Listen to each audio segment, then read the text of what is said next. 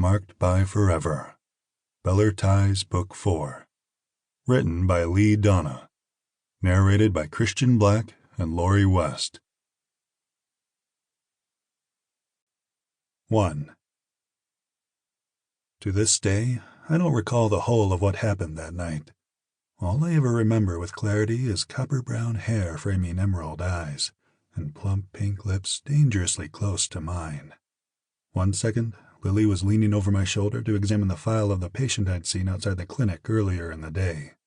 In the very next instant, her fingers were trailing along my arm, her scent flowing over me like a heady fog.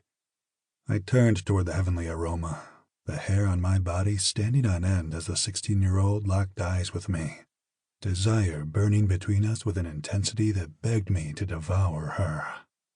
I stayed in that tidal wave of desire for too long, drowning as it crashed over me, suffocating beneath the swell until the agonizing truth of what I was doing broke through the tempest.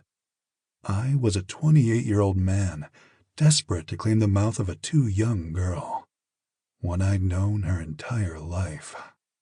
The day Lily Beller was born, I was 12, a gangly boy sitting on the edge of her parents' bed as her daddy's big hands lifted a tiny red-faced bundle from the birthing pool.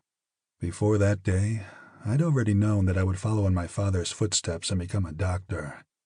Being part of Lily's remarkable birth solidified my decision to also work in the medical practice Dad spent his whole life building. Few doctors get to experience the range of circumstances that come with being a concierge who caters to the whims of the wealthy, and fewer still get to do that while also operating a clinic that serves the general public. I worked hard to earn the right to be Dad's partner at Mansfield Clinic. Then, in moments that stopped time itself, I looked into eyes as green as spring grass and watched all of my ambition go up in smoke.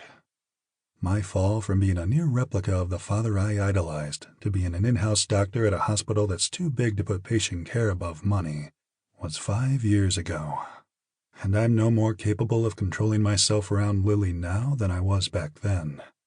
A debilitating truth that surged through my chest like debris stuck in a tornado when she walked into Pemberton Medical last week and straight up to my med-surg floor. At 21, Lily is even more beautiful than the memory I've spent every day of the last 5 years trying to forget. "Doc, we hitting up the gym later?" Jeremy asks as he passes by on his way to draw blood from one of my patients. I peel my eyes from the nurse's station where I've been glaring at Lily and her perfect little button nose. I don't need her in my physical proximity to know how that nose sits perfectly above. Sample complete. Ready to continue?